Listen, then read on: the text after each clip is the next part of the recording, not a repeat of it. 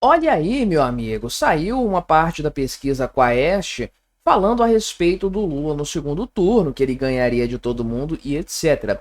Meio um contraste com outras pesquisas que eu tenho trazido aqui também, e que não é uma boa notícia também para o Lula, de fato, porque ele está perdendo terreno para os outros candidatos, essa é a verdade. E ninguém está em pré-campanha a não ser o Lula. Pois é, fez até um lançamento de uma campanha. Para mim aquilo ali é campanha eleitoral antecipada, mas quem sou eu para questionar, não é mesmo? Só que olha só, a mesma pesquisa Quaest mostra que praticamente 2/3 dos eleitores brasileiros não querem que o Lula dispute a reeleição.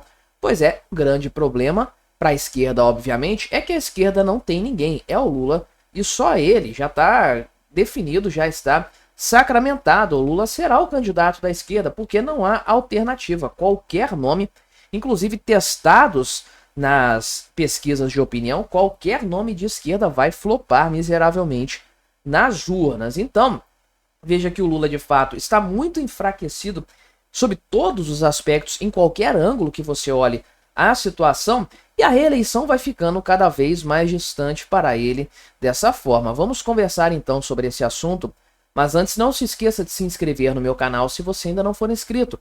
E se você quiser colaborar ainda mais com o meu trabalho, você pode se tornar membro patrocinador, só clicar no botão Seja Membro aí embaixo. Com valores a partir de R$ 1,99 por mês, isso me ajuda bastante, pode ter certeza disso, né? Pois bem, olha a situação aqui em que o Lula se encontra em matéria de popularidade. Eu fiz o vídeo falando sobre como o Lula já perdeu grande parte do seu apoio, seu índice de rejeição é astronômico, está crescendo até no Nordeste. Na próxima pesquisa, provavelmente o Lula já vai estar com uma avaliação pior lá no Nordeste, né? Mas, de maneira geral, para além desses números, também a perspectiva do Lula ser candidato em 2026 não é bem vista por grande parte da população brasileira, uma maioria substancial. Porque, olha só, em dezembro do ano passado, 52% dos eleitores se diziam contrários a uma nova candidatura do Lula. Um patamar muito alto, mais da metade do eleitorado. Só que isso saltou para 62% agora, em março. No final de março, esses números foram capturados pelo pessoal da Genial Quaest. Então, veja que é um índice também que está subindo consideravelmente. Está avançando no sentido de mostrar que o povo não está muito afim de engolir o Lula por mais 4 anos, de forma geral. Aí, né? Então, realmente há uma forçação de barra por parte do governo Lula para tentar reverter esse cenário. Só que a verdade, a realidade é que não há um engajamento muito grande da sociedade geral com aquilo que o Lula tem tentado fazer. Então ele meio que fica parado ali no meio de campo, né? Veja aqui que há uma vantagem para o Lula no segundo turno contra o Bolsonaro. Também aqui contra a Michelle Bolsonaro, né? O Lula parece que tem esse teto de 44, 45% nessas intenções de voto. Chega a 43% aqui contra o Tarcísio de Freitas. Só que, volto a dizer, nenhum desses caras aqui está em campanha nesse momento. O Lula está em campanha. E outro ponto também, que ok, não se aplica ao próprio Bolsonaro, mas se aplica a todos os outros, é que eles não são conhecidos do grande público. Tem assim uma parcela da população que já conhece, mas muitos não conhecem o suficiente e muitos não conhecem nada. Então esse pessoal todo, Tarcísio, Zema, a própria Michelle Bolsonaro, todos têm espaço para crescer mais e angariar mais apoio popular. O Lula não, o Lula já bateu no teto de aprovação dele e caiu. Muita gente que conhece bem o Lula não quer votar no Lula, embora tenha votado em 2022. Por quê?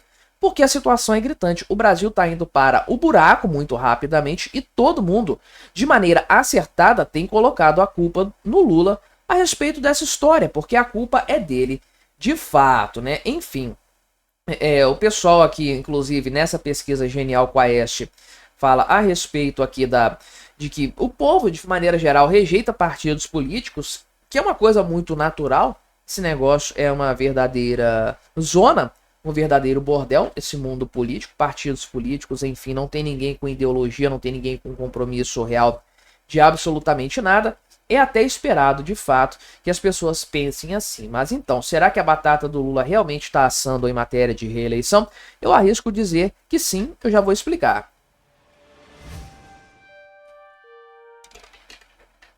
O pessoal aqui do antagonista fala que essa pesquisa com a Aécio mostrou perda de território e também que o Lula depende de desentendimentos na direita para se manter viável. No momento em que a direita se unir em torno de um nome, isso vai acontecer mais cedo ou mais tarde. Está cedo ainda para isso. Essa é a verdade. No momento em que a direita se unir ao redor de um nome, meu amigo, o Lula tá ferrado quando isso acontecer, né? Então, o pessoal aqui mostra, né, que o Lula está à frente dos principais concorrentes aqui da direita, mas está perdendo vantagem de maneira geral ao decorrer dos meses das pesquisas, né? Olha só, aqui é o gráfico mostrando se o Lula deveria se candidatar ou não. Veja aqui que o não está na máxima histórica, 62 pontos percentuais, e o sim, 35 pontos percentuais. Ou seja, o povo não quer que o Lula se candidate novamente. Assim, esses 35% aqui é aquele pessoal que vota no Lula incondicionalmente. Então, para eles é Lula hoje, Lula amanhã, Lula por toda a eternidade. E aí, né, a verdade é o seguinte, que o Lula tem um piso, né, ali contra ele há um piso, né, por parte da oposição de 30% mais ou menos. Então, todo mundo aí que já começa, né, já começa com uma candidatura de oposição ao Lula, já parte desses 30% de imensa rejeição contra o governo Lula de maneira geral, né? Sendo que outras pesquisas aqui, como a Atlas Intel, mostram, na verdade, o Lula perdendo para o Tarcísio, perdendo para o Bolsonaro e até para o Pablo Marçal. Volto a dizer, essa pesquisa Atlas Intel me deixou com a pulga atrás da orelha por causa desse negócio do Marçal aqui. Não sei qual foi a metodologia utilizada, coloquei em xeque isso. Então não é como se eu tivesse subscrito totalmente essa pesquisa Atlas Intel. Então, a verdade é o seguinte, ninguém sabe o cenário político hoje. Qual que vai ser o estabelecimento da oposição, para onde que ela vai, qual o caminho a ser adotado a partir daqui, qual vai ser o candidato de direita contra o Lula. Que o Lula é o candidato da esquerda, as próprias pesquisas mostram isso. Não há nenhum nome ventilado pela esquerda. Tarcísio, quem mais, né? O Tarcísio não, o Haddad, né?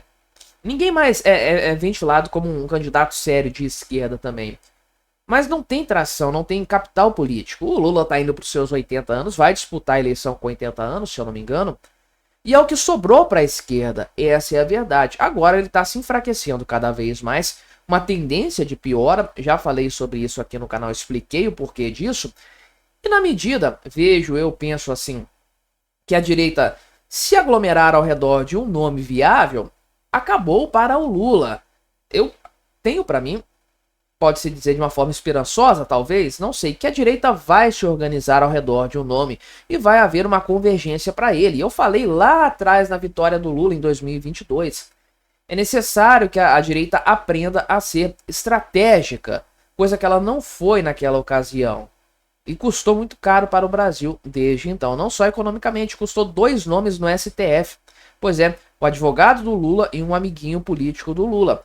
Custo de quê? De uma falta de estratégia por parte da direita. Esse erro não pode ser cometido de novo. Então, sim, abraçar um único nome de direita mais forte, mais bem estabelecido, foi isso que a esquerda fez. Olha lá, o Henrique Meirelles, como é que é? O Guilherme Boulos, Marina Silva, pessoas que foram escrachadas pelo Lula no passado, fizeram L, se juntaram ao redor dele, Simone Tebet também, e elegeram um cara. Geraldo Alckmin foi o vice dele. O cara que já xingou o Lula, falou que o Lula voltou à cena do crime. Enfim, né? Isso é estratégia. Pro mal, no caso, para colocar a esquerda no poder. Então, por que não a direita assumir uma estratégia também para derrotar o Lula, tirá-lo do poder e assumir daqui para frente fazendo as mudanças necessárias? Eu acredito que a direita vai convergir nesse sentido, sim. E quando isso acontecer, meu amigo, aí toda essa pulverização de capital político vai deixar de existir. As coisas vão se aglomerar ao redor de um nome forte de direita, e a coisa vai ficar muito mais difícil para o Lula, sem sombra de dúvidas, principalmente na medida em que os problemas econômicos vão se agravando, minando a credibilidade e a aprovação dele. Mas me diga aí o que você achou da minha análise, colabore com o nosso debate, se inscreva no meu canal se você ainda não for inscrito e até a próxima.